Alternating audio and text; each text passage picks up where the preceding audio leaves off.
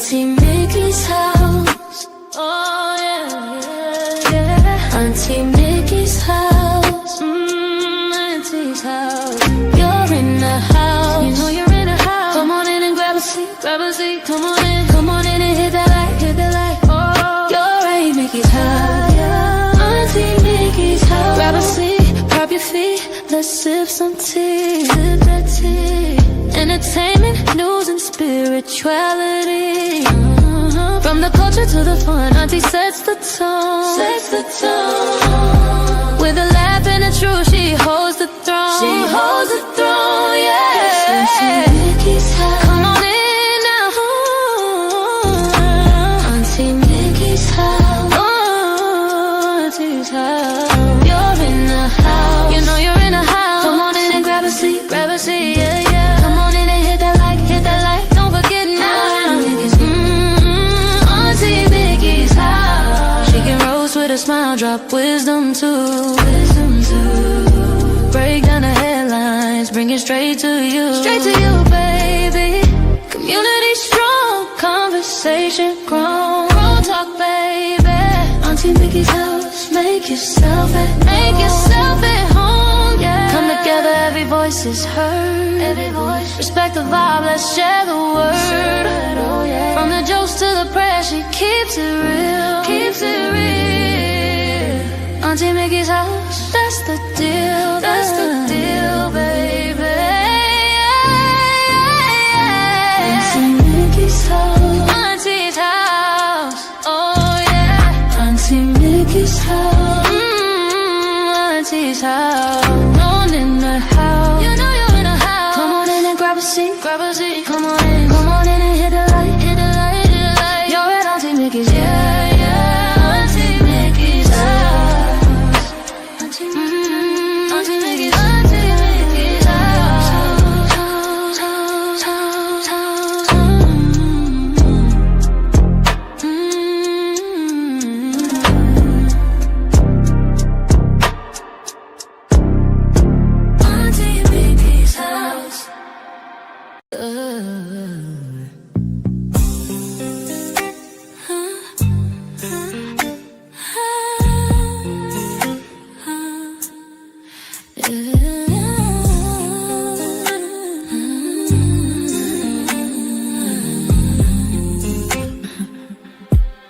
It's Auntie Mickey's house. Oh yeah, yeah, yeah. Auntie Mickey's house.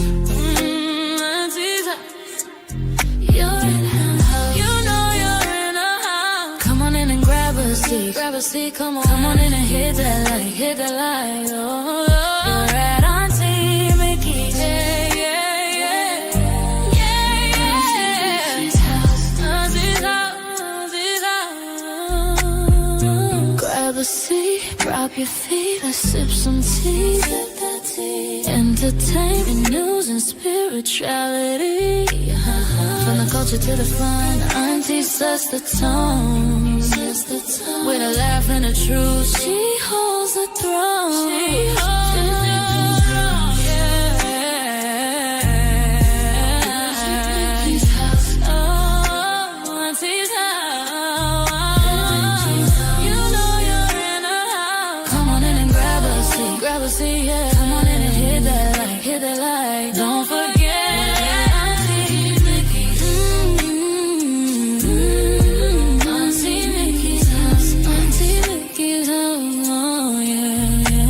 She can roast with a smile, drop wisdom too.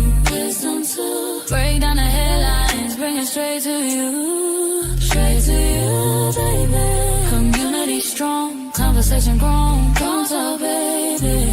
Auntie Mickey's house. Make yourself at home, yeah. Come together, every voice is heard. Every voice. Respect the vibe, let's share the word. To the press, she keeps it real. Keeps it real, keeps it real. That's the deal, that's the deal, baby. Yeah, yeah. Auntie Mickey's house. Auntie's house, oh yeah. Auntie Mickey's house. You know you're in a house. Come on in and grab a seat. Grab a seat, come on, come on. come on in and hit that light, hit the light. Oh, you're at Auntie Mickey's. Yeah. Auntie Mickey's house, Auntie Mickey's house, Auntie Mickey's house. Oh.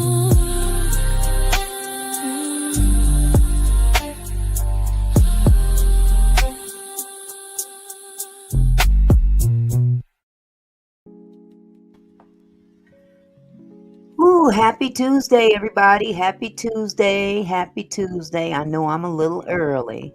I'm going to try to get in here a little earlier from now on, at least for now. But thank you, everybody, for stopping by, dropping into Auntie Mickey's house. How is everybody doing? I hope you're having a wonderful Tuesday.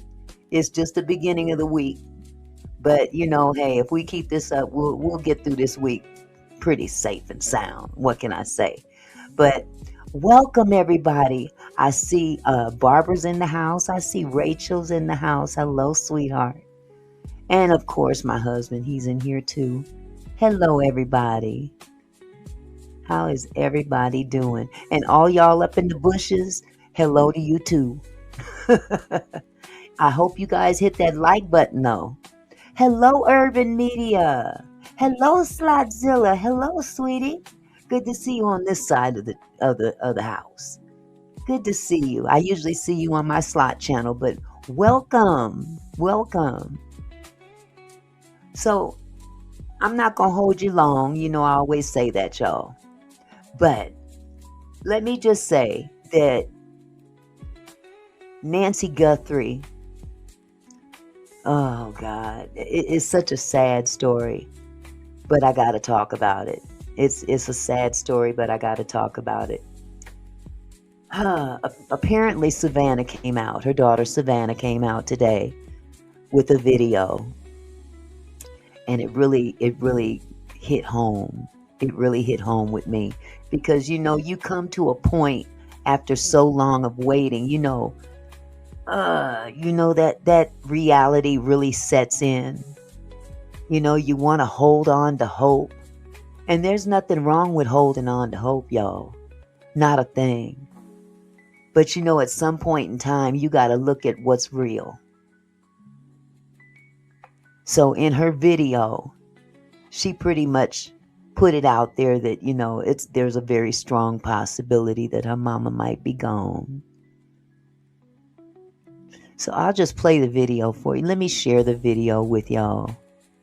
It's sad though. I couldn't imagine being in her shoes with all this uncertainty. There's just so much uncertainty. Hold on just a second. Let me share this with you.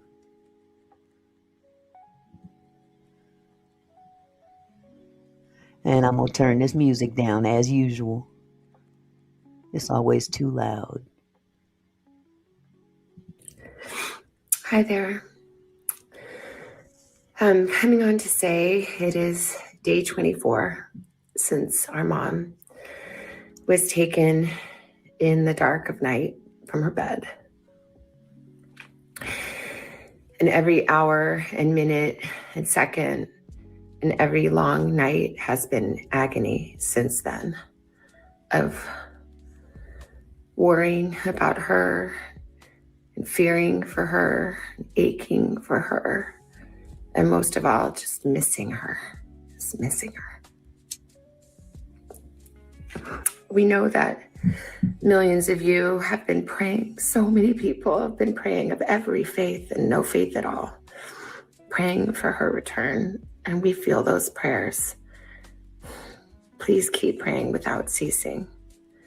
We still believe. We still believe in a miracle.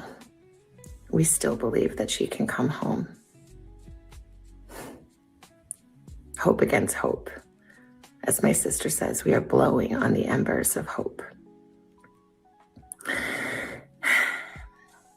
We also know that she may be lost. She may already be gone. She may have already gone home to the Lord that she loves and is dancing in heaven with her mom and her dad, and with her beloved brother, Pierce, and with our daddy. And if this is what is to be, then we will accept it. But we need to know where she is. We need her to come home.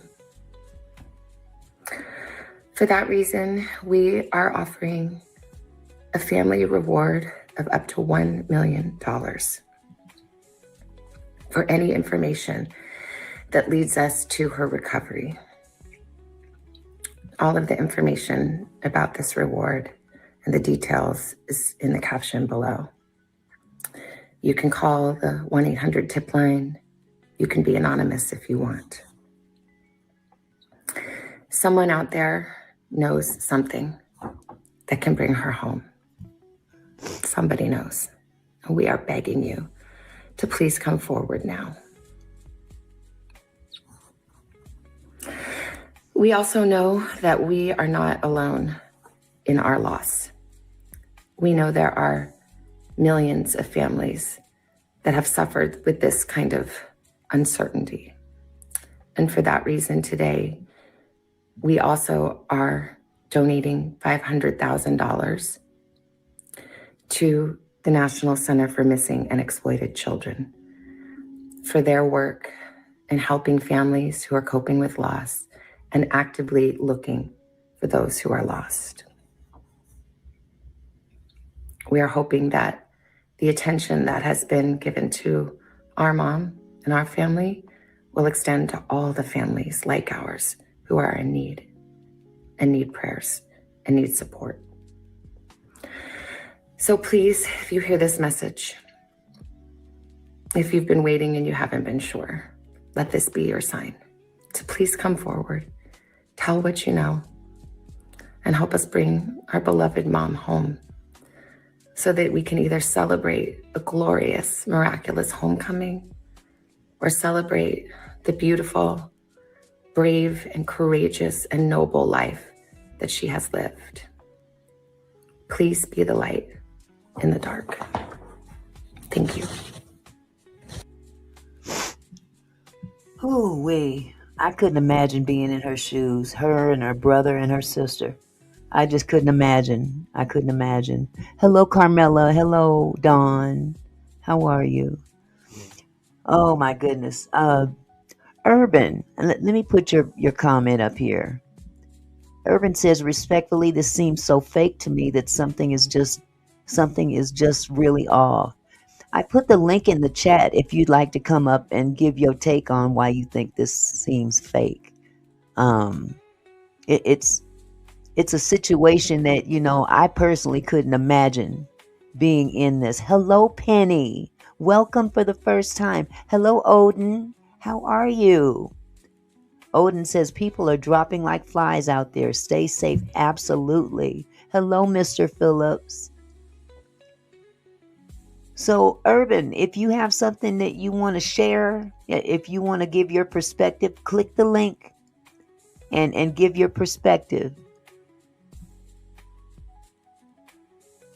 But literally, I believe that Savannah and her family have basically reached a point in this dilemma that anyone would reach by this time, 24 days in. That's a long time. That's a really long time in the disappearance of their mother. Their mother's 84 years old, 84 with health issues.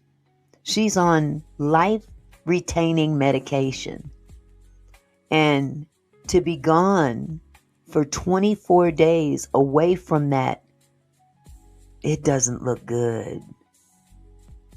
It doesn't look good.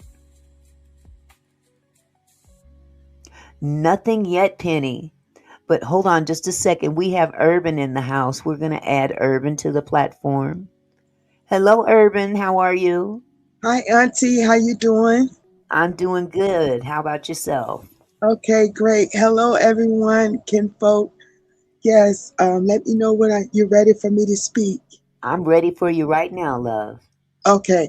The reason why I say that, it's just been so many uh, parts that even like when people are always missing all the time, but this particular case is like when they're outside the media and everyone, and every day it's like when they were supposed to have a manhunt, and it doesn't seem right. Then they found a glove that's supposed to have the DNA, and then that's the part that gets to me, because if you have the DNA on the glove, you should be able to match the person that has their DNA on the glove. That's true. However, that type of glove is used by many, many people. That glove was discovered 2 miles away. That anybody could have wore that glove. Anybody. And even if they didn't touch anything on the outside of the glove, there should be some sort of DNA inside. And when they tested it, there was no match to anything. Okay. So again, that particular glove is not, exclusive to what that guy in the video was wearing. You know what I'm saying? Those kind of gloves are out there for everybody to wear. Right. Anybody could wear that glove. You can get them from any medical store. Especially during COVID. When we had COVID, they were delivering gloves to my house because I have a daycare. And, it's just a very common type of glove that was used. But I understand what you're saying. It's just 24 days and really no progress. No Right. progress. It's crazy. Yeah, sorry. It just feels staged to me. It feels like, allegedly, for the sake of your channel, it feels something like that's something within the family. And it feels allegedly some Mm. kind of setup purposes in the Mm. family. Mm. That's just my thoughts and my opinion. And Mhm. my opinion does not reflect on the host of this channel. Mhm. Yes, but that's what it seems like. The family knows what's up, what's going on, and it just seems like a play to me. Exactly. I understand where you're coming from, and I appreciate your input, love. I really do. Thank you Yes. so much. Thank you so Okay. much.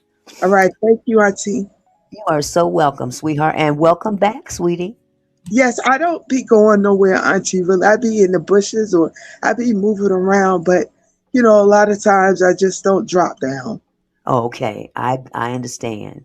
Yeah. Okay, love. Well, it's good seeing you again, and hey, don't be a stranger. Okay. Thank All you. right. Okay. Later. I mean, in the chat. Okay, sweetie. Well, one thing is for sure. There's no doubt that Nancy has disappeared. That's obvious. You know, what has become pretty convoluted in this manner is that it's how she disappeared. What was the manner in which she disappeared? Because there's so many questions and so many movements that have basically led up to this point that we may never find answers to what's going on. We may never find those answers. Clearly, someone is responsible. Clearly. She didn't do this on her own. And she didn't do this to herself. But somebody's responsible for her disappearance. She didn't just up and walk out of that house on her own by herself. That much we do know. But why is she still gone? Was this truly a kidnapping? I want to know. Was this truly a kidnapping, or did something else happen? And the kidnapping story is conveniently covering up something else. I'm sure a lot of people haven't even thought about that. I hate to be negative at this point, but the handling of this case in the very, very, very beginning was crucial in making sure that they got to the bottom of this. And I believe in my heart, and this is just my own opinion, I think the sheriff's department dropped the ball in how they reacted. I really do. I believe that, I mean, how can I say this? We know in cases like this, you need to have the best to handle investigations. Okay. Collect evidence, follow timelines, all that, because those first couple of hours are the most critical. And the sheriff's department, in my opinion, dropped the ball from the very beginning. The most critical time.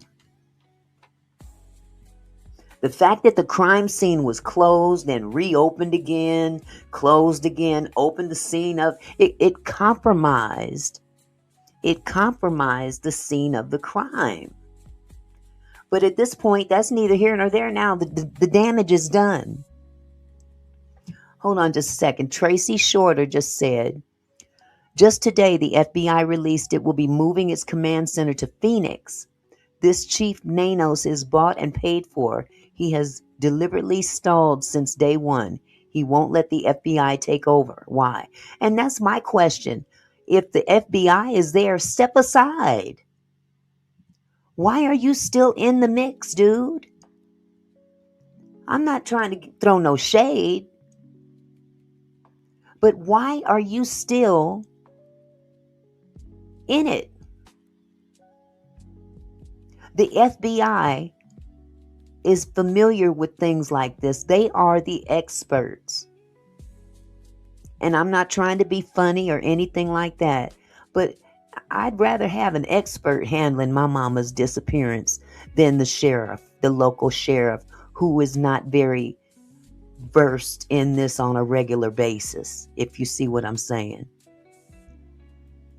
Satin says, I agree something else happened. There is something that just has not appeared. I don't feel like a random kidnapper or anyone would have taken this lady on due to her health issues. I agree. I agree. That's a lot to take on, even with two people. They say it's possible that it was one person, possible it was two people, but I'm going to share some videos with you tonight that might give you a little bit more perspective on what might be going on, because they're not really elaborating on the what ifs or the maybe or the, they're trying to not be so negative. They're trying to step around what's obvious. But still, so now 24 days into this, still so many questions, evidence, news coverage, all that, but still no Nancy. No Nancy. We got all kind of questions, all kind of scenarios, all kind of this, that, and the third.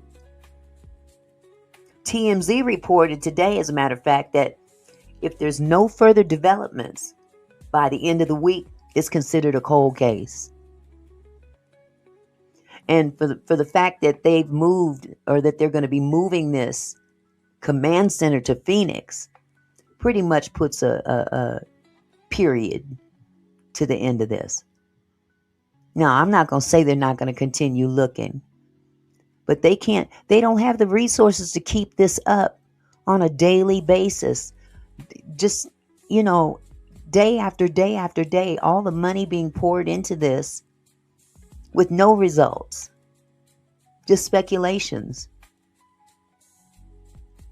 A lot of speculations. Hello, Miss Purple. So hold on just a second. I've got a video that I want to share with you. It's from a channel here called Lawyer Lee.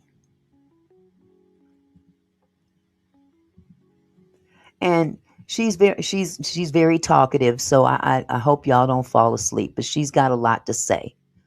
Let me just put it like that. She has quite a bit to say. And she also thinks that there's 6 things that don't add up.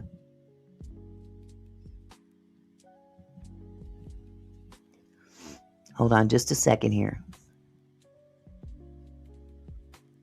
Nancy Guthrie, the mother of Today's Show co-host Savannah Guthrie, has now been missing for 3 full weeks. This is one of the most heavily covered missing persons cases I can remember in our country. And yet, law enforcement still has not found Nancy, and they still haven't made an arrest. They have not even publicly identified a suspect yet. And the further we get into this case, the deeper we dive into it, the more things we find that simply don't make sense. They don't add up. Today, I want to walk through 6 of those. For 3 of these, I think I can actually explain those. They look suspicious at first glance, but when you understand the law behind them, they make a lot more sense. But for the other 3, I personally am still struggling with these. I'm going to ask you what you think, because I think it doesn't make sense. We're going to start with the 3 that at least have some legal explanation behind them. Number 1, the DNA seems to make no sense. You guys hit the like button as you come in. Hit the like button. Send the video into the algorithm, you guys. It's very important. We need the channel to grow. Do not have to be a true crime fan to know that DNA testing is the gold standard of law enforcement investigations, because it is so precise. It can find the exact person, the exact DNA. But of course, you have to find DNA and you have to find a sufficient amount. You might think that would be really hard to do in this case. We saw the Ring camera video of the man at Nancy Guthrie's door, and the man's wearing gloves. He seems to be covered from head to toe, except for a little bit of his mouth, a little bit of his eyes. How is DNA going to be even left at the scene? But we do know that police got a lucky break. They did find gloves about 2 miles from Nancy Guthrie's home that looked like the ones the man in the video was wearing. The person who was wearing those would have had to put them on, and maybe there was some touch DNA, or maybe inside the gloves there was touch DNA, so that there was some kind of transfer. It seems like perfect evidence, but no one's been arrested. There are a couple of reasons why. The first problem is that those gloves may not actually be connected to the scene. They were found 2 miles away. And of course, there must be 1,000 reasons to use gloves like that, most of which are completely legitimate. Oh my. Okay, here's some information that I didn't know about. Thank you, Tracy. Tracy says Adult Protective Services were called in September and left a card on the doorstep after missing. Were they abusing her? I was not aware. And I'm wondering if, well, I would hope that law enforcement would be aware of this. See, there's some things that they're just not going to reveal to the public. But if this was revealed to the public, maybe they still are looking at family and just don't want us to know. Because family is the first priority to look at. Even though they did come out, someone came out with a statement saying that the family were totally cleared in terms of being suspect. But this is very interesting information, Tracy. It really is. Thank you. Here's what the sheriff posted on X. DNA evidence from gloves found approximately 2 miles from Nancy Guthrie's residence was submitted to CODIS, I'll talk about that in just a minute, and produced no matches. There is additional DNA evidence that was found at the residence that is also being analyzed. He also posted the DNA that was submitted to CODIS was from the set of gloves found 2 miles away. It did not trigger a match in CODIS and did not match DNA found at the property. The DNA found at the property is being analyzed, and further testing needs to be done as part of the investigation. The good news is it sounds like there's even more DNA in the house. It doesn't match the gloves, but it would be incredibly important evidence. Now let's talk about the second problem with this evidence. The DNA that they found only helps if they are able to match it to a person. Law enforcement does not have a DNA database that covers DNA of every single person in the country or the world. So basically what she's saying is, even though they do have a database of DNA, this is only DNA for people that have been convicted of crimes. If there is such a kidnapper or even her family, If they've never committed a crime before, they wouldn't be in that database.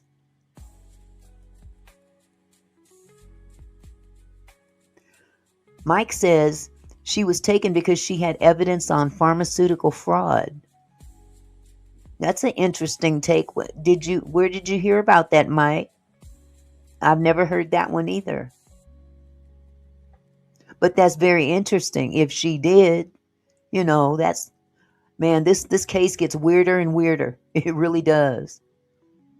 Let's proceed. So what they do is compare what they have found to CODIS, which is the FBI's combined DNA index system. It has a very limited number of people, only known offenders. In other words, if someone is convicted federally, then they are DNA sampled and their DNA is put into CODIS.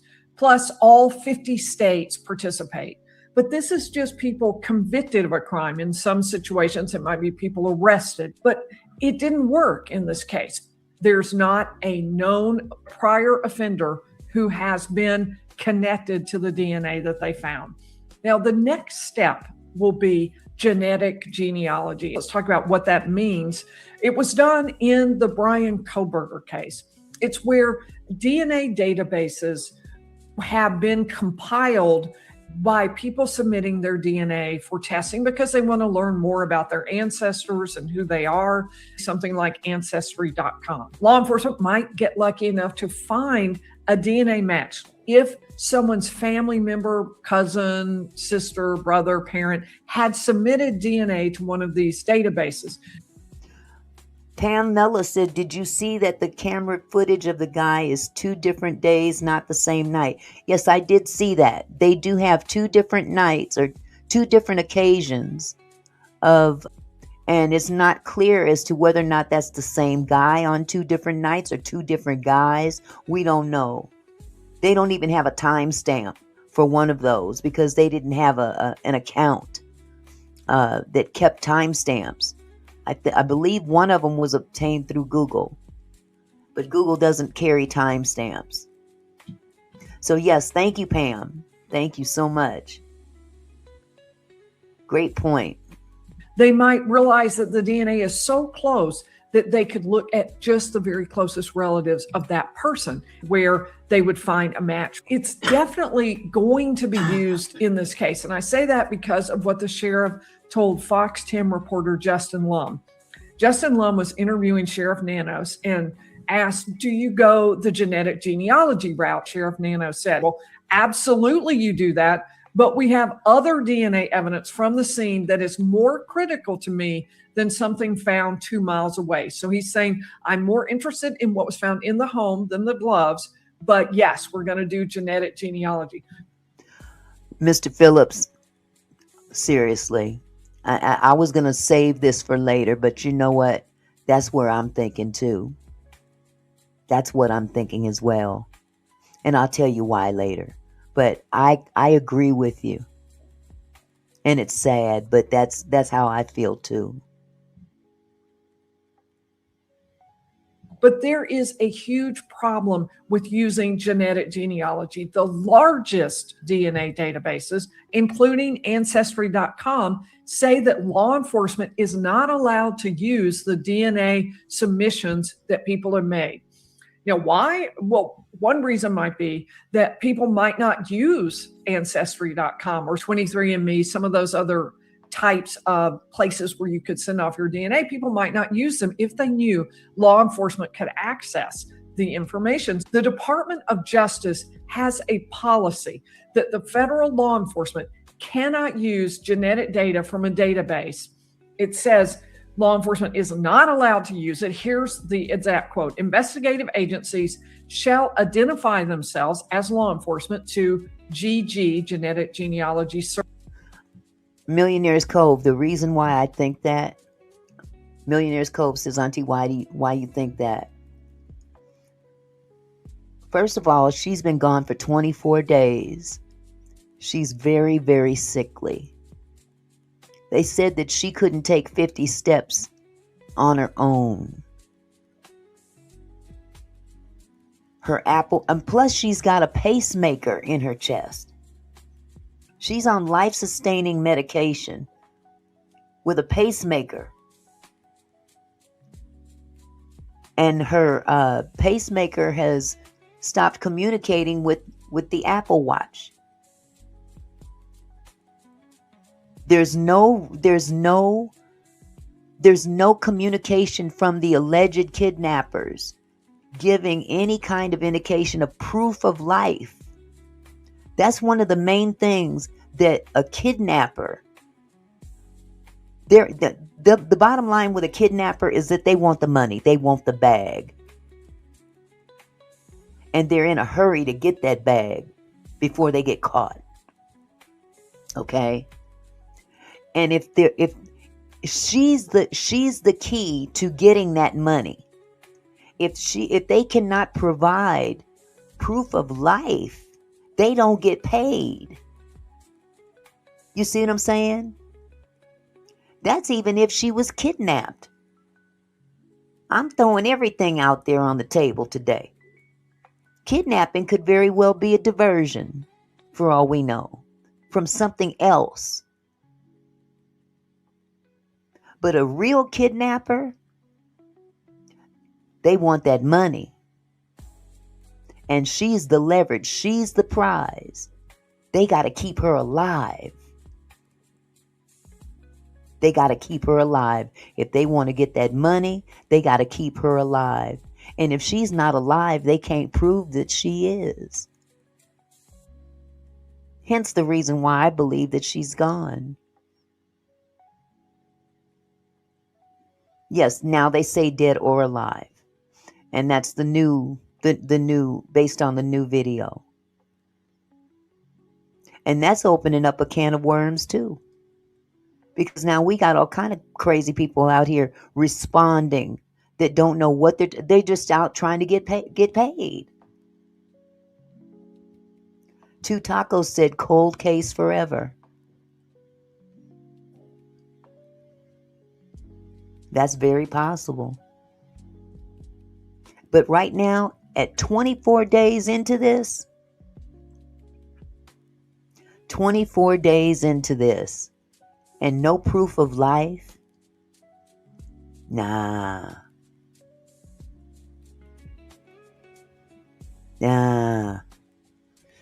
Oh, let me get back to this lady. Hold on. Services and enter and search FGG profiles only in those genetic genealogy services that provide explicit notice to their service users and the public that law enforcement may use their service sites to investigate crimes or to identify unidentified human remains.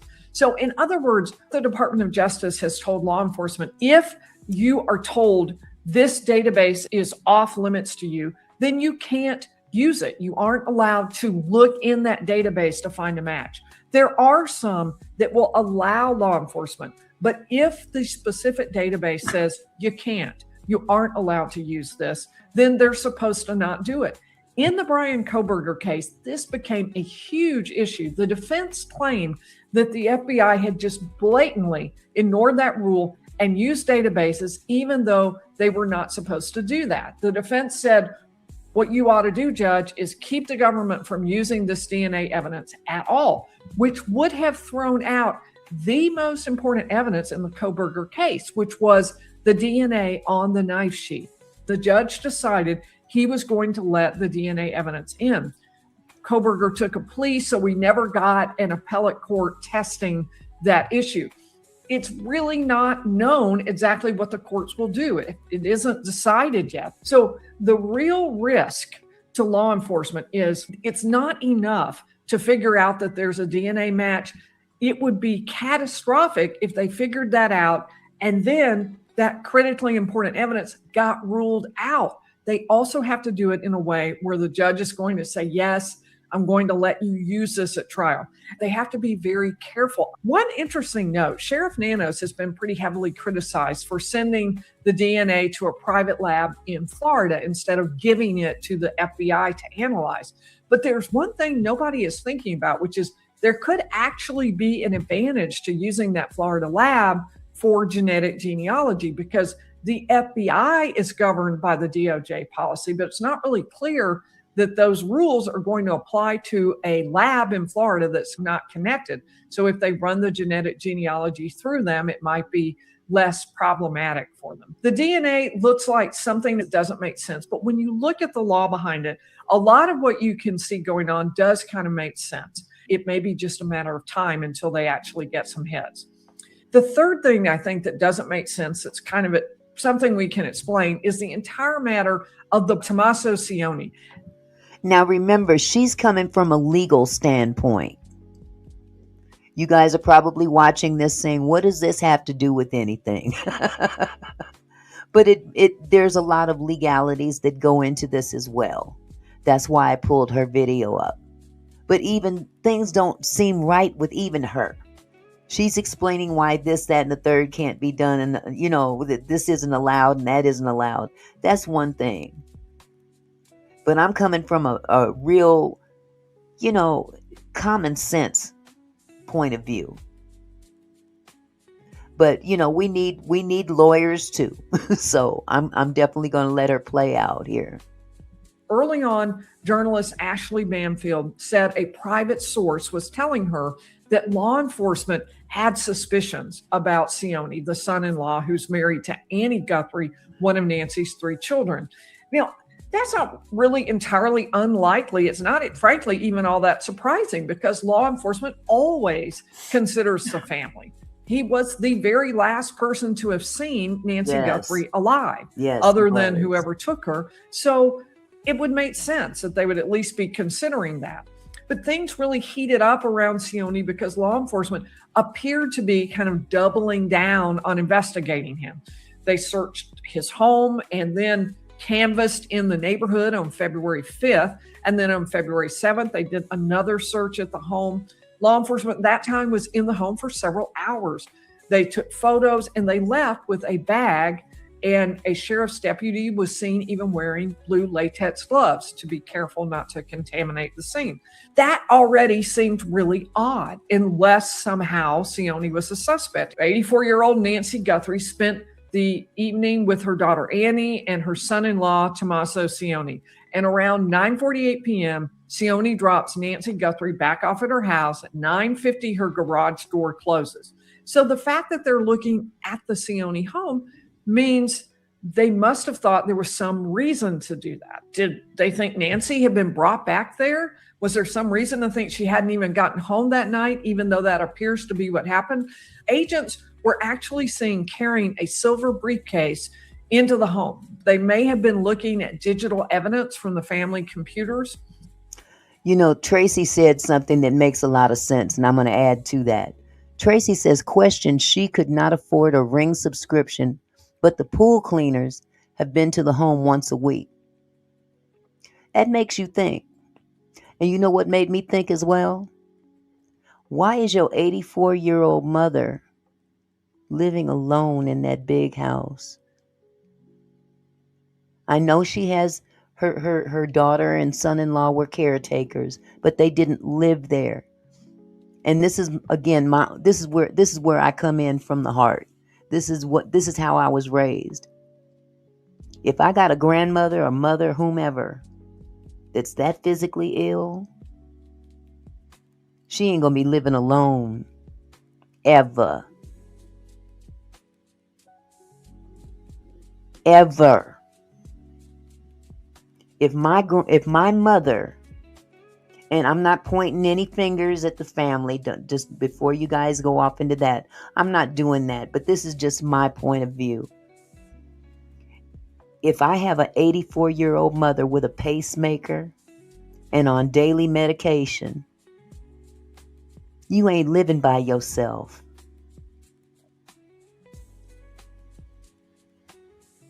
You're not going to spend one night in that big ass house by yourself, because anything could happen. Not just a kidnapper come into your house. Your house could catch fire. What if she's laying in the bed and somehow or another the house catches fire and she's immobile and there's no one there to help her out of the house? These are the things that I think about. But everybody doesn't feel that way. And I'm not throwing no shade on nobody. So please, y'all, I'm not saying that her family was not properly taking care of her or anything like that. This is just one of my first things was, why is grandma or mama 84 years old living alone in that big house in the middle of the desert? I just can't. I can't. I just can't. So all told, there has been a lot of speculation around Sione, even about his appearance. He has a mustache. So does the man at the front door. Although his is a little more salt and pepper than what you see in the man at the front door, but they might be about the same size. There's actually been a lot of debate about that, whether he's actually bigger or the same size as the man seen in the door cam video. The man in the video also seems to have kind of a softened chin, like maybe having a beard. Sione has a beard. There was a lot of confusion when over the weekend the sheriff said, well, everyone's a suspect. And then on February 16th, put out this post on X. To be clear, the Guthrie family, to include all siblings and spouses, has been cleared as possible suspects in this case. The family has been nothing but cooperative and gracious in our victims in this case. This is what I was telling you about the statement from the sheriff's department. The statement from the sheriff's department says that the family has been cleared. That includes all siblings, spouses of the siblings, you name it, they're all cleared. But I wonder, really, are they? Maybe that's, and again, this might have been put out there to fool the kidnapper, if there is such a thing.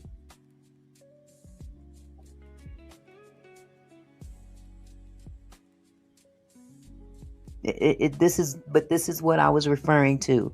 The statement from the Pima County Sheriff's Department. This statement didn't come from the FBI, though. I just feel that there's too many hands in the pot. Too many hands in the pot. Let the FBI do their job. Step away and let the FBI do their job.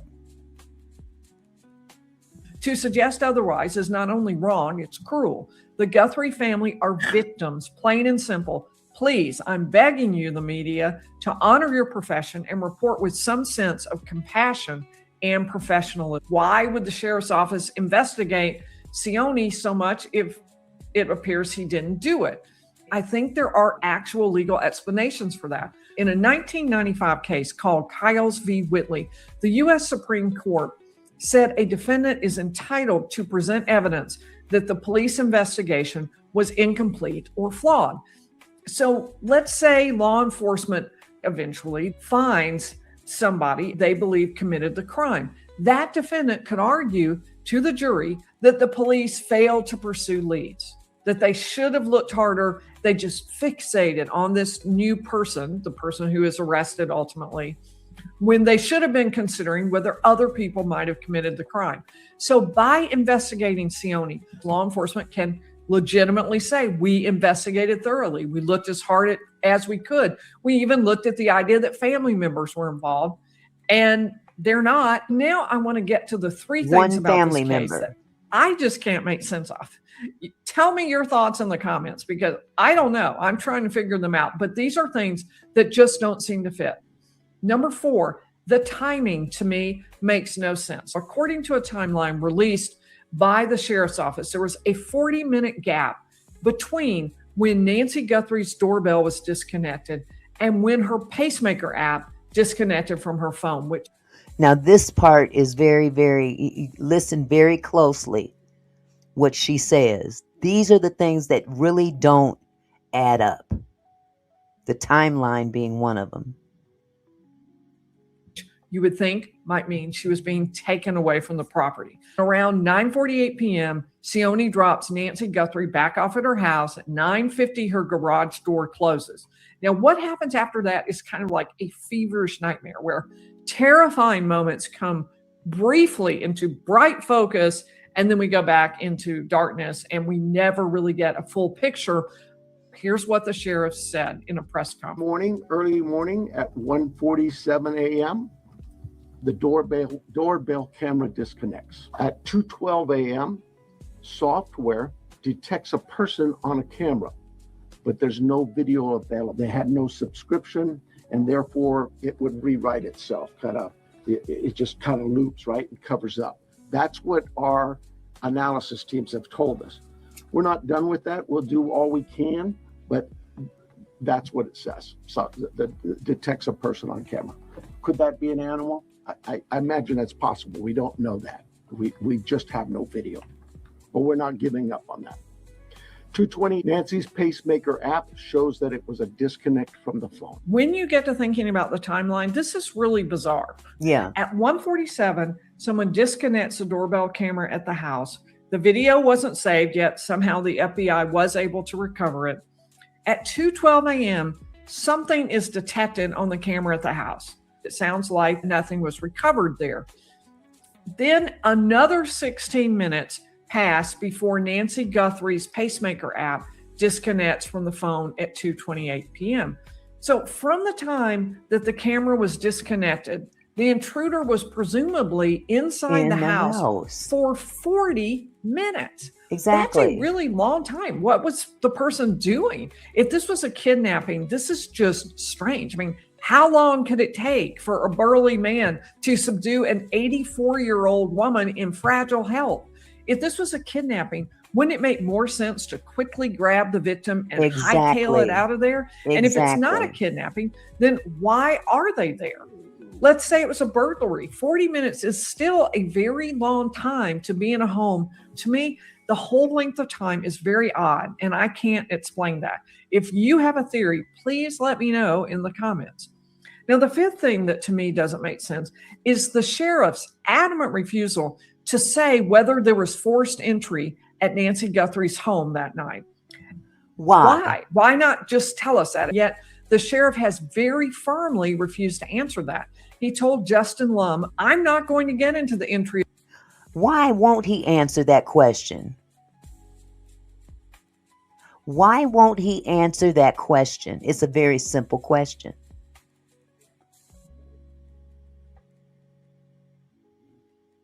Wow, this is crazy. Of the home or forced entry or any of that. What I'll tell you is I believe, just as I had initially, that Nancy was removed from that home against her will. She was kidnapped, and we still believe that. Here's what the sheriff said at a press conference. Someone had mentioned there was forced entry. I have no clue where that comes. We have been very consistent. We are not discussing that at all. Whether it's forced entry or not forced entry, that is something we're just not discussing. So I don't know where anybody got that information. Sunday morning. It just seems like an odd thing for the sheriff to take a stand on. It seems like there's kind of one obvious answer, and it's not all that important. So the fact that he won't talk about that makes you think, well, maybe there's something out of the ordinary about that. Maybe for some reason there really was no forced entry. If that's the case, then did Nancy leave the door unlocked that night? Or did the person have a key? Or did someone tamper with the door in advance so that it wouldn't lock? They may be holding back, the sheriff's office may be, in case someone comes forward. That way law enforcement can verify that they actually know the truth about how the people entered the home. This is why I think that sheriff needs to take a seat. I think that him being involved at this point is kind of getting in the way of the public getting the correct information. You see what I'm saying? Let the FBI conduct their investigation, and please just have a seat. Let them address the public, because you're not even releasing information that is crucial and a standard question. And again, this is the same sheriff that showed up on the scene first, investigated, shut it down, then opened it back up again. From what I understand, you never shut down a crime scene and then reopen it again. that leaves too much room for contamination.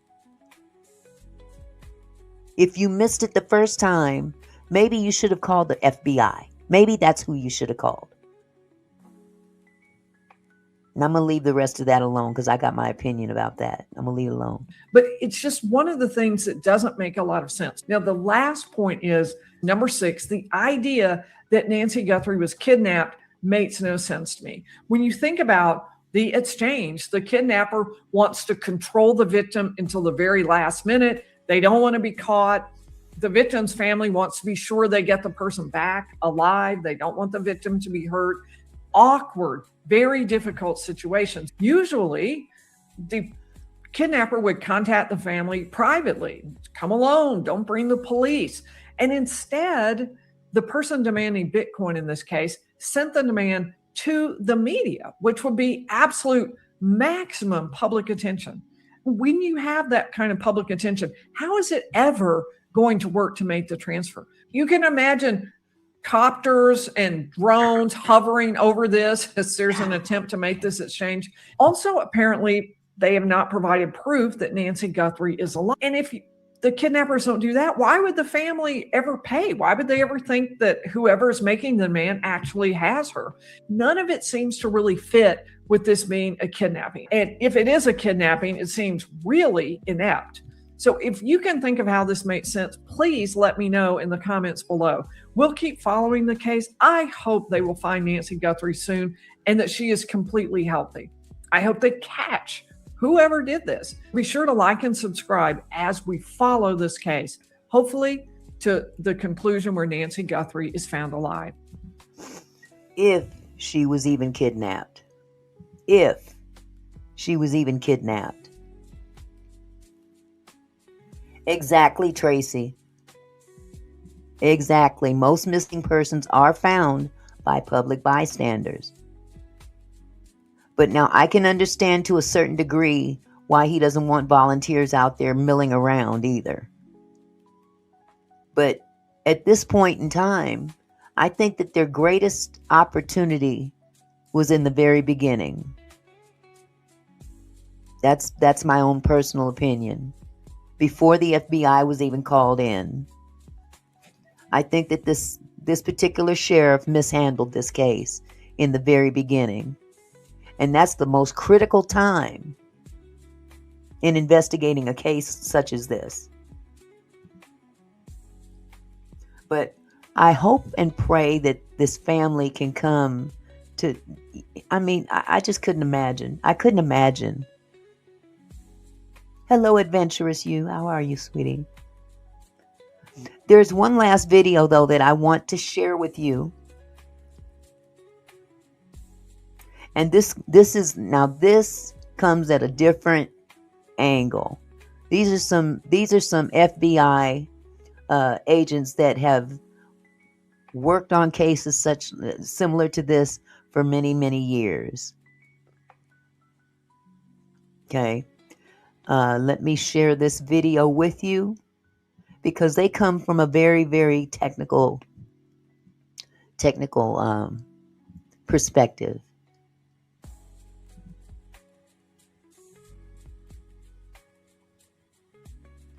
Okay, this is from the channel Family Crime Files. Shout out to Family Crime Files.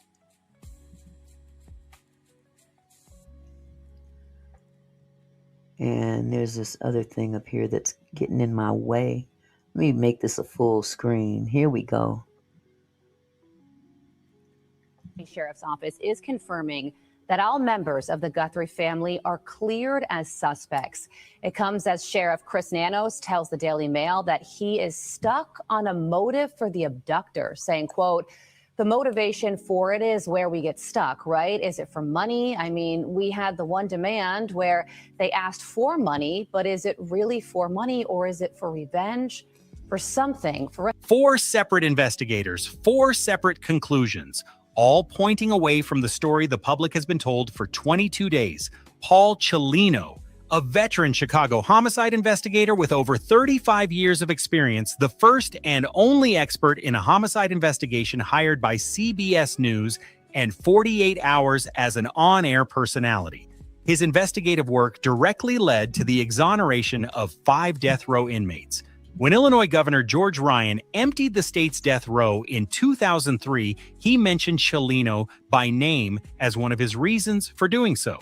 Chris Swecker, a former assistant director of the FBI who went on Fox News and said publicly that he was very skeptical this was a kidnapping at all. I watched that video last night from the family. Right. I think they're playing this out. This is about all they have right now. And they are, they're making it very clear that they will pay. The question really is, and I'm very skeptical of this, is this really a kidnapping? Does somebody really have her, and is she really alive? That's the question. That's the question. Does somebody really have her, and is she really alive? And something in my gut tells me, Her own daughter came out with that video today, coming to terms that her mother may not be here. 24 days is a long time for a woman of 84 with very serious health issues. This is not like a child kidnapping. Children are a little bit more resilient. They don't have the health issues that the elderly have. And they can be transported much easier. They're smaller. But this particular case, this is an old woman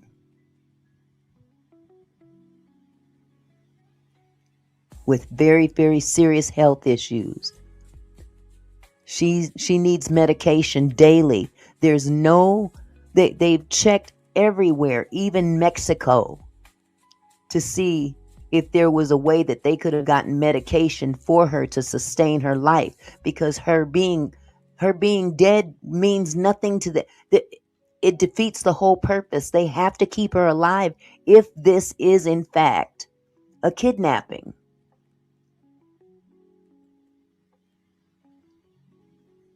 Having a dead person gives you nothing. Your ace in the hole is gone. The purpose of a kidnapping is to get paid. And if the individual that you kidnapped is no longer here, all bets are off. That's just it. That's as best as I can put it.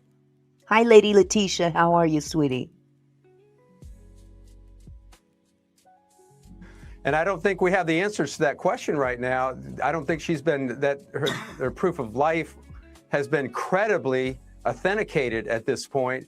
So I think, you see them searching other places. You see them searching in the backyard there at that so-called manhole. They're still rounding out the investigation. And so I think they're giving some leeway for some possibility that this is not a kidnapping. And as I said, I'm very skeptical that it is one in the first place. Jennifer Coffindaffer, a retired FBI agent who told News Nation that the ransom notes never made sense from the very beginning and that they seemed designed to torture the Guthrie family rather than negotiate for money. Well, first to the crime scene aspect of it. They could have found something as simple as a turned over cup of coffee or a dropped cup of coffee, or her purse was on the ground, or her phone was strewn in a place that they'd never seen before. But one thing I'd like to key on, if I could, is that even though the caregivers may be great people, what I always recommend to my clients, and I'm sure Chris does when he does his threat assessments, we always tell our clients to do a background check on everyone that lives in the home or is a close family member of the person you're hiring, because you have to look at that threat vector to determine who's doing what in that home. And the reason I say that is because even if the caregiver is just the most wonderful person, if she has one or more people in her home that are, let's say, a gangbanger or a criminal, or they're into some type of other behavior, they may just listen to their mom say, oh, today we went shopping and she spent $700 and she's so lucky and her kids love her so much. They may know a lot more than people realize. Jim Clemente, a retired FBI supervisory special agent and criminal profiler who spent over 2 decades with the Bureau. He warned that if this was not about ransom, the motives behind Nancy Guthrie's disappearance may be what he called dark. These are not conspiracy theorists. These are not YouTubers. These are people whose careers were built on reading crime scenes the way the rest of us read headlines. And when they... And I honestly, okay, so Millionaire's Cove says, I think it's a hush-hush for her daughter not to talk and tell about Epstein files or revenge dealing with it. I don't think this really has anything to do with the Epstein files whatsoever. It's a different topic for the simple fact that your name can be in the Epstein files. That doesn't make you part of something nefarious. But the fact that her name might be in there or may not be in there, I really don't think that has anything to do with this particular situation here. But there's just something not right, and I'm on the same side as these 4 people here that have handled cases such as this, and they're basically calling a spade a spade. Look at the evidence in the Nancy Guthrie case. They do not see a kidnapping. They see something else entirely. Tonight, we are going to put the kidnapping theory on trial and let the evidence decide. Let's be fair. Before we hear from the defense, let's present the strongest possible case that Nancy Guthrie was kidnapped, because the evidence is not nothing. On January 31st, 2026, 84-year-old Nancy Guthrie was dropped off at her home in the Catalina foothills after dinner with her daughter Annie and son-in-law Tommaso Cioni. Her garage door closed at 9:50 p.m. By 2:28 the next morning, her pacemaker app had disconnected from her phone. She was never seen again. A doorbell camera captured a masked figure approaching her front door at 1:47 a.m., armed with a holstered weapon, wearing gloves, a ski mask, and carrying a black Ozark Trail backpack. The camera was tampered with. Blood confirmed as Nancy's DNA was found on the front porch. Her phone and personal belongings were left inside the house. The sheriff said Nancy could not walk 50 yards by herself, and that evidence indicated she did not leave on her own. Sheriff Nanos said on February 18th, whoever did that knew what they were up to, knew who they were after. Ransom demands followed, multiple notes to multiple media outlets demanding millions in cryptocurrency. The family responded publicly saying they would pay. We received your message and we understand. We beg you now to return our mother to us so that we can celebrate with her. This is the only way we will have peace. This is very valuable to us, and we will pay. The FBI deployed 400 personnel, established a 24-hour command post, doubled its reward to $100,000. Now, here's my question, Satin. Satin says, can we take a step back? Did we say she had a pool and a person to clean her pool, but could not afford security? Now my question is, when did this lady use a pool if she could only walk a few steps? Now that pool could have been for family purposes. Who knows? Okay. But I still have a question as to if she did have somebody cleaning her pool, did they check out the pool cleaner? Did they check out people related to the pool cleaner? Because they just said if you've got a caretaker, you need to check not only that caretaker, but things that they may have mentioned to their family members. What did you do today? Oh, we went to I took her to the store and she spent this amount of money, that amount of money. Now, if her family members or any other caretaker or anyone else around her has family that might be that type of person to secure this opportunity to grab that bag, they're just as suspect as anyone else. And I don't know if those things had been even checked out, to be truthful about it. But those are the things that these people here in this video are bringing up. An anonymous donor pushed the total past 200,000, over 55,000 calls flooded tip lines. FBI Director Kash Patel personally visited Tucson. The President of the United States called the Guthrie family, that is the prosecution's case, a masked intruder, physical evidence of violence, a vulnerable victim who could not leave on her own, ransom demands, a massive federal response treating this as a kidnapping from day one. Now let's hear from the defense. In a kidnapping for ransom, the entire operation depends on one thing: proving you have the person. That is how the transaction works. You take someone, you prove you have them, you make your demand, you negotiate. Without proof of life, there is no leverage. Without leverage, there is no deal. This is not an opinion. This is the fundamental mechanics of every kidnapping for ransom in recorded history.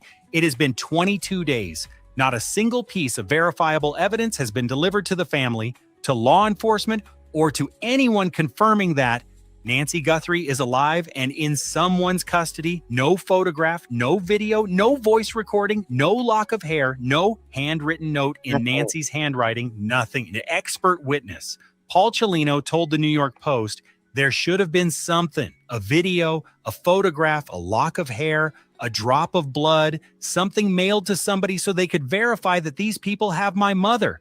He said in a real kidnapping, especially one this high profile, that proof would have come immediately. He said in a real, notice the words, in a real kidnapping. And he's absolutely correct. In a real kidnapping, they're going to bust their behind to show proof of life to the family, because the end game is to get paid. You don't show proof of life, you don't get that Bitcoin you wanted. And none of that has happened. None of it. So it further makes me believe, and I'm sorry to say it, but it makes me believe that she's no longer with us. Because if they're truly trying to get ransom money, they're going to go in and out of their way to get it. And it wouldn't have taken 24 days to get to it. She's been gone some time now. That's my own opinion. I'm hoping I'm wrong. Savannah Guthrie acknowledged this herself. On February 4th, she spoke directly to whoever might be holding her mother and said the family needed to know without a doubt that Nancy was alive. She begged them to reach out. That was 18 days ago. The proof has not arrived. Every kidnapping expert who has ever worked a case will tell you the same thing. The first thing a real captor does is prove they hold the asset. That is day one. That is rule one. In many cases, it happens before the ransom demand is even made. In the Nancy Guthrie case, it has never happened at all. Here is how a real ransom demand works. The captor contacts the family directly, privately, through a phone call, a handwritten note, or a message through a channel only the family would have access to. The communication is urgent. And this is another point. Why would you call TMZ? Why would you call the local television news network? This is not how real kidnappers operate. They want to keep this down low as much as possible. They don't want the police involved.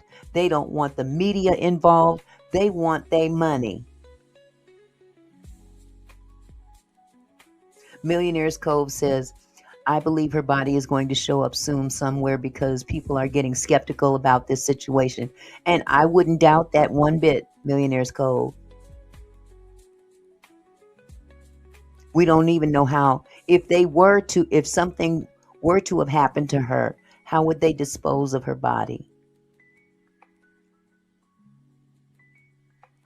This could be a cold case forever. But let's proceed. The instructions are specific. The last thing a real kidnapper wants is public attention, because public attention brings law enforcement, and law enforcement is the enemy of a ransom operation. Now, here is what happened in the Nancy Guthrie case. Days after she disappeared, not hours, days, a ransom note demanding $6 million in Bitcoin was sent to TMZ and at least 2 Tucson television stations. The note was not sent to the Guthrie family. It was not sent through a private channel. It was sent to the media. The Bitcoin wallet address included in the note was publicly viewable on the blockchain. Its confirmed balance when the first deadline arrived, zero. Zero transactions, nothing. A second deadline came on February 9th. Same result, nothing happened. No consequences, no escalation, no follow-up. Then more notes arrived. TMZ received what they described as a highly sophisticated demand using an alternative cryptocurrency, not Bitcoin, with a conditional mechanism where media coverage itself was part of the payment structure. A separate individual wrote to Right here, it says TMZ received an unverified ransom note today demanding a substantial amount for the return of today anchor Savannah Guthrie's missing mother, Nancy. We have since contacted law enforcement. That's the last doggone thing somebody would want you to do. This is why they don't send notes to the media. They send them directly to the family. And in cases that you've seen throughout the centuries, when someone is contacted or kidnapped, and they contact the family, what do they tell the family? Don't you dare tell anybody. Don't you dare contact the police or we will unalive her. But what does this person do? They call TMZ. Of all people. Of all people to call. TMZ. Now, if this was in fact a real kidnapper, TMZ basically signed her death warrant right there. We have since contacted law enforcement. Now I'll put my hat on that one. You don't ever tell the public what's going on or say we have since contacted law enforcement. You just killed the whole thing. Lady Letitia says a mystery why TMZ, because TMZ is the first to jump on a case and not think about it before they open their mouth. Because it's all about clicks and views.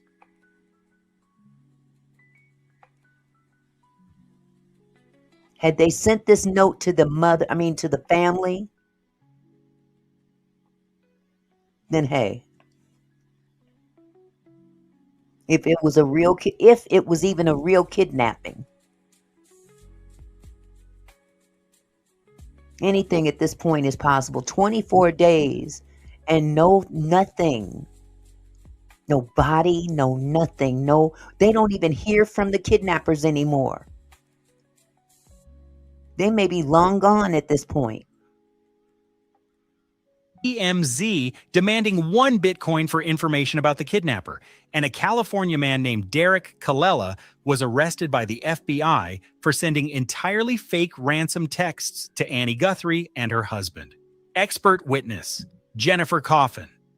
Daffer broke it down on News Nation. She said these notes never made sense for someone truly trying to collect a ransom. Exactly. The timing was wrong. The delivery was wrong. The fact that they went to media instead of the family was wrong. She said it seemed more like someone was trying to torture the Guthrie family than actually negotiate for money. And the FBI confirmed publicly that it was not aware of any ongoing communication between the Guthrie family and suspected kidnappers. 22 days, no communication, no negotiation, no proof of life. Ransom notes that behaved less like demands and more like performances, designed to look like a kidnapping from the outside without any of the mechanics that make a kidnapping actually function. Expert witness. Chris Swecker, former FBI assistant director, said authorities were allowing for the possibility that this is not a kidnapping. That is not the language of an investigation that is locked into a kidnapping theory. That is the language of an investigation keeping every door open. Response to that video last night from the family. Right. I think they're playing this out. This is about all they have right now. And they are, they're making it very clear that they will pay. The question really is, and I'm very skeptical of this, is this really a kidnapping? Does somebody really have her, and is she really alive? And I don't think we have the answers to that question right now. I don't think she's been, that her proof of life has been credibly authenticated at this point. So I think, you see them searching other places. You see them searching in the backyard there at that so-called manhole. They're still rounding out the investigation. And so I think they're giving some leeway for some possibility that this is not a kidnapping. And as I said, I'm very skeptical that it is one in the first place. The FBI released the doorbell camera footage on February 10th. It shows a masked figure approaching Nancy's front door, reaching toward the camera, then walking away. The figure is armed, wearing gloves and a ski mask, carrying a backpack. It is the single most important piece of evidence released to the public. And it is the foundation of the kidnapping narrative. But look at what it actually shows and what it does not. It shows someone approaching the door. It shows them tampering with the camera. It shows them walking away. It does not show Nancy Guthrie being taken from her home. And what it also shows is that this person was not very well equipped. If they knew that woman's house, they would have known that she has a Ring camera. They came, and it seemed like they were surprised to find the Ring camera there. So what does he do? He turns around and he walks over to some bushes to grab some shrubbery to cover the camera. So this is definitely not professional. A professional would have been ready for anything like this. This guy was taken aback that there was a Ring camera at the front door. Now, if the family were involved in some shape, form, or fashion, wouldn't they know that themselves? Or better yet, if they hired someone, wouldn't they have advised that person? There's a Ring camera at the front door.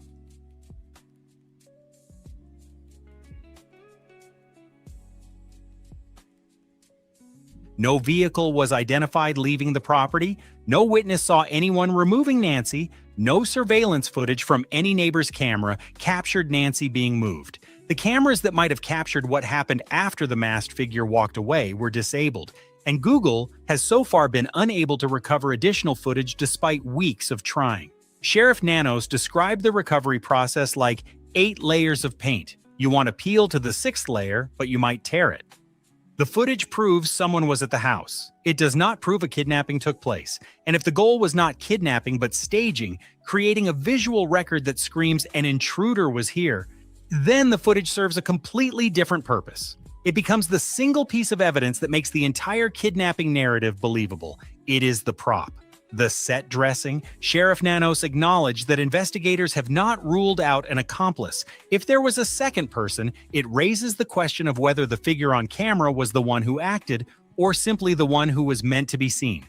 Nancy Guthrie is 84 years old. She has a pacemaker that has been unresponsive since 2:28 a.m. on February 1st. She requires daily heart medication that the sheriff said could be fatal to go without. Savannah described her mother's health and heart as fragile and said she lives in constant pain. She has limited mobility. The sheriff said she could not walk 50 yards by herself. It has been 22 days. If she is alive and being held somewhere, whoever has her has managed to keep a medically fragile 84-year-old woman alive for... Millionaire's Cove says, question, could she already been deceased and they were trying to cover up what happened and plotted a kidnapping? That is a possibility. Here's the thing. She could have died in the process. We don't know. If you went into someone's home with the intention of kidnapping them and they died right then and there, and you've already been seen on a Ring camera, what would you do? Would you get her up out of there?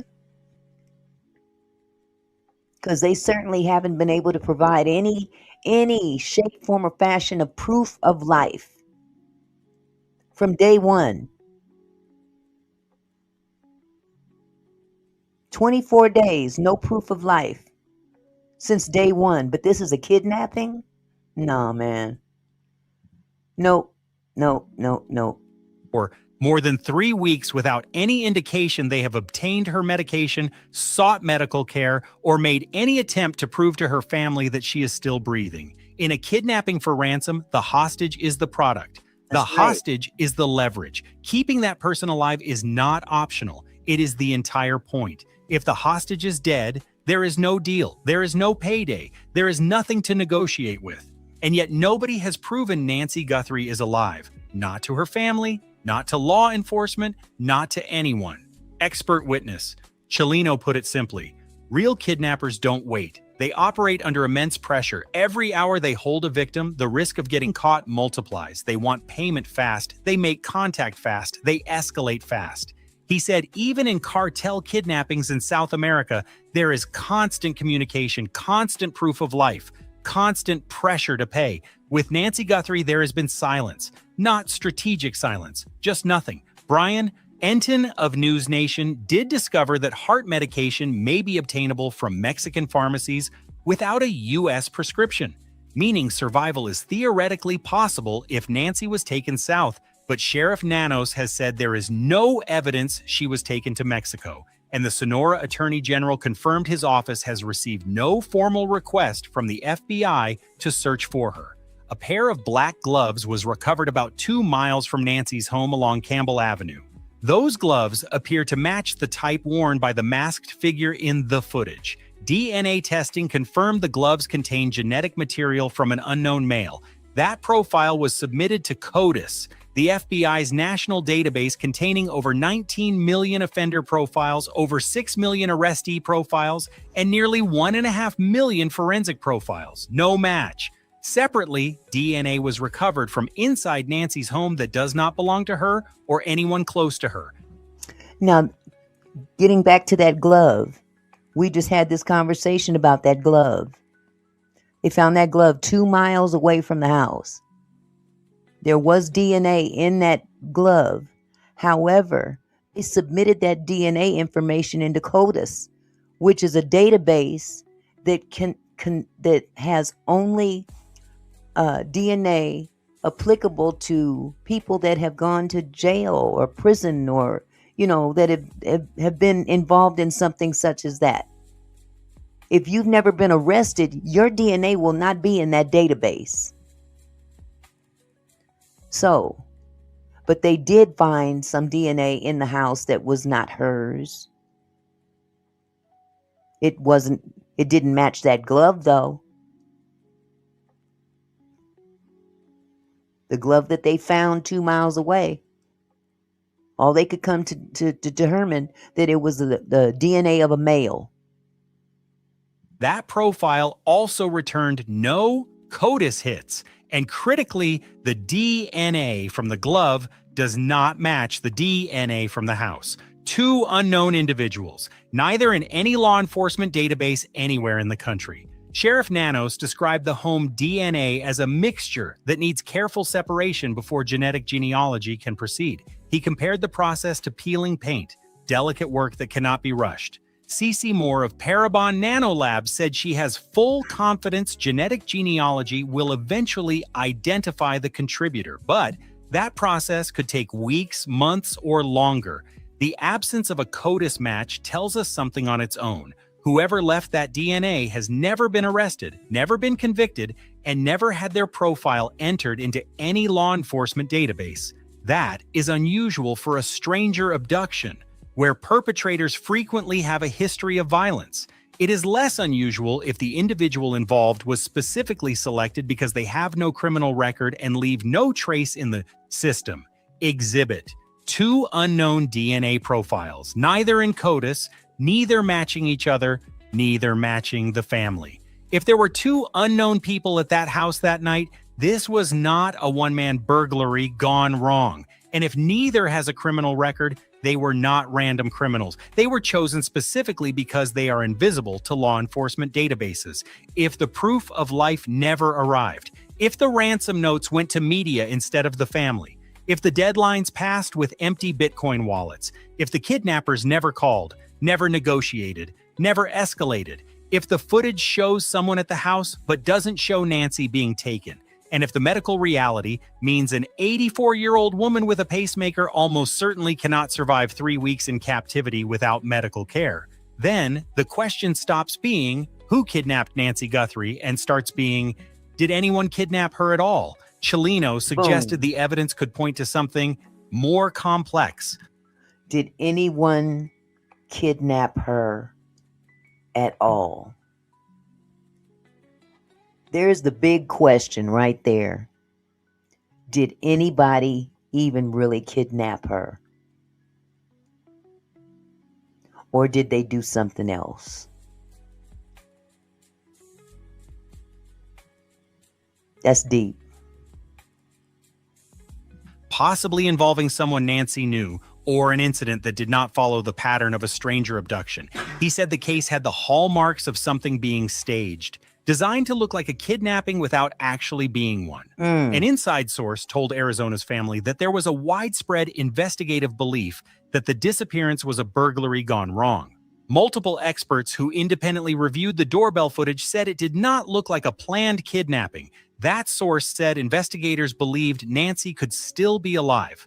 Expert witness Jim Clemente, the retired FBI profiler, warned that if this was not about ransom, the motives behind it may be what he called dark. He did not elaborate. He did not need to. Everyone understood what he meant.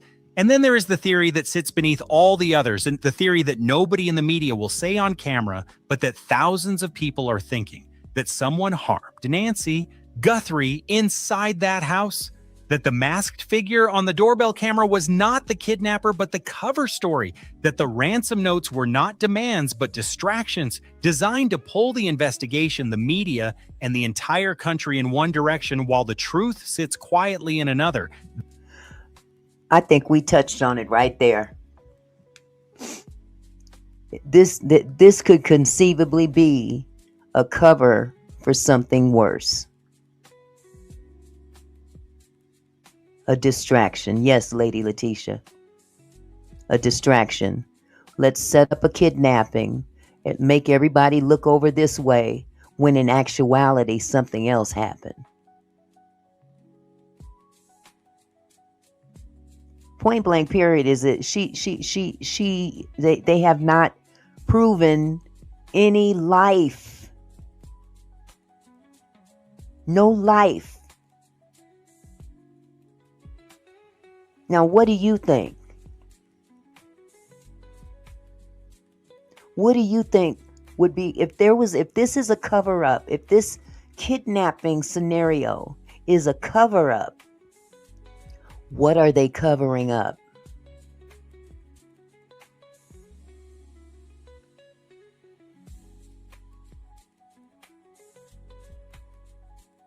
Are they covering up something that happened in that house that they really don't want to get pinned for? Just a question. That theory is not proven. It may never be proven, but it aligns with what 4 of the most experienced investigators in this country are saying publicly. The pieces do not fit a kidnapping. It is important to present the other side. Sheriff Nanos, the man running this investigation, they said on February 18th that he believes this was a targeted kidnapping. He said whoever did it knew what they were up to and knew who they were after. He told Reuters he has no reason to believe Nancy is not alive. He said his 400 investigators are working because they believe she is alive. The Guthrie family has been fully cleared. DNA evidence from the home did not match family members. The sheriff said they have been nothing but cooperative and gracious and called them victims. Okay, so he cleared them, but did the FBI clear them? Y'all got a problem with this sheriff. I wish the sheriff would go sit down somewhere and let the real people that know what they're doing take over and do what they're supposed to do. Because he screwed this up from the very beginning. Now I'm pissed. He's still all up in the mix. He's cleared the family, but did the FBI clear the family? Did the big dogs clear the family, the ones that's really going to end up solving this case? Because he screwed it up in the beginning. This pisses me off. I want him to sit down and be quiet. The online speculation targeting family members was directly shut down. And there is an argument that the absence of proof of life does not necessarily mean Nancy is dead. It could mean the kidnapper is incompetent. It could mean the kidnapper is operating on a timeline the public does not understand. It could mean the FBI is managing communications behind the scenes that have not been disclosed. There are explanations that preserve the kidnapping theory, but those explanations require you to believe that a kidnapper who was organized enough to plan the abduction was too disorganized to send a single photograph proving his hostage is alive. Former FBI agent Grusing identified this as the core contradiction. Very tactical and very well-organized abduction, completely disorganized aftermath. Either the same person planned both, which makes no sense, or the kidnapping. Narrative is covering for something else entirely. 22 days, 400 investigators, over 55,000 calls to tip lines, so many that the Pima County 911 dispatch manager went on the record begging the public to stop calling with theories and premonitions and to only report actionable information. Genetic genealogy is processing mixed INSDN is from inside the house. The FBI is monitoring every cryptocurrency wallet associated with the ransom notes. Cell tower data has been mapped, search warrants have been executed, and the investigation has shifted to what officials are calling gumshoe detective work, methodical, painstaking, old-fashioned investigation. The kidnapping theory may be right. Sheriff Nanos believes it. The FBI is treating it as 400 people are working under that assumption. But 4 of the most credentialed investigators in this country looked at the same evidence and reached a different conclusion. No proof of life, no functional ransom, no communication with the family. Ransom notes sent to the press, empty Bitcoin wallets, a masked figure who proved someone was there but never proved they took anyone, and an 84-year-old woman who has been without her heart medication for 22 days. The evidence will eventually speak. Genetic genealogy does not care about theories. It produces names, and when that name arrives, it will answer every question, whether this was a kidnapping, a staging, a burglary, or something darker. The DNA will tell us. The only question is whether it will speak in time. If you know anything at all, call 1-800-CALL-FBI. That is 1-800-225-5324. Pima County Sheriff, 520-35-14900, tips.fbi.gov. The combined reward exceeds $200,000, but the dispatch manager asked that you only call if your information is specific and actionable. Theories and opinions are overwhelming the system. What investigators need is a name, a location, a vehicle, detail that nobody else has reported. Nancy Guthrie is 84 years old. She has a pacemaker. She is without her medication. Whether she was kidnapped or whether something else happened inside that house on February 1st, she deserves to be found. And the people who did this, whatever they did, left enough of themselves behind that they will be. Subscribe, share this video. I will see you in the next one. Hoo-wee. Well, whatever the case may be, this is definitely ugly. It's definitely very, very ugly. And I'm very, very, very hopeful that they come to a conclusion soon. But my heart tells me otherwise. My heart, it tells me otherwise. 24 days is a long, long time to go without your medication. Honestly. And the fact that the sheriff has put this public notice out in writing saying that the family has been fully exonerated, I have a problem with that too. Let the big boys do their job, sir. Well, you guys, I want to thank you guys for stopping by this evening. You guys have really, really added to this discussion. And we're going to keep our eyes on it. I want to welcome everybody that has come for the first time. Rick James, I see you. Thank you for coming in. Everybody else that has commented in the chat, given your opinion, I've never seen your name here before, but thank you for coming. Don't let this be your last time. You guys hit the like button on your way out. If you haven't subscribed to the channel already, please do so. Your input is very, very crucial, not on just this case, but all cases that we talk about, all content that we talk about. I love when people come in the chat and voice their opinion, as long as it ain't weird and disrespectful. So again, I want to thank everybody for coming this evening. And for those of you who follow me on my slot channel, guess where I'm going tonight? So again, good night, you guys. Give me about an hour and a half, and I'll be going live on Auntie Mickey's slots. So you guys have a blessed evening. I hopefully will see you tomorrow, and I'll definitely see you tonight. You guys take care. God bless you.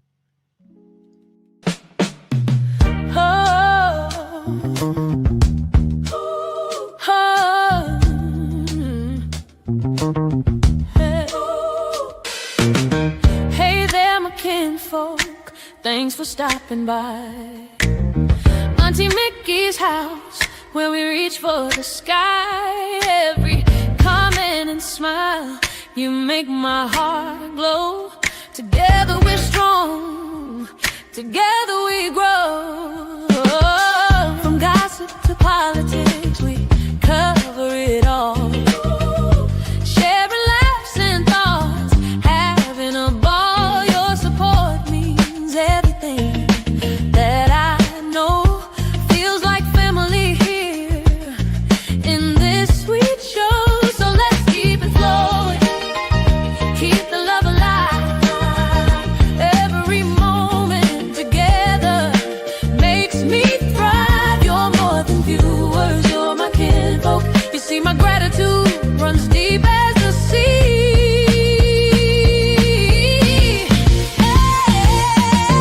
Thank you for being here, for sharing your time with each comment, with each rhyme. You're my kinfolk, my family, my crew. So much love to all of you. Turn up the camera, let's make it bright. Your support lifts me up, takes flight.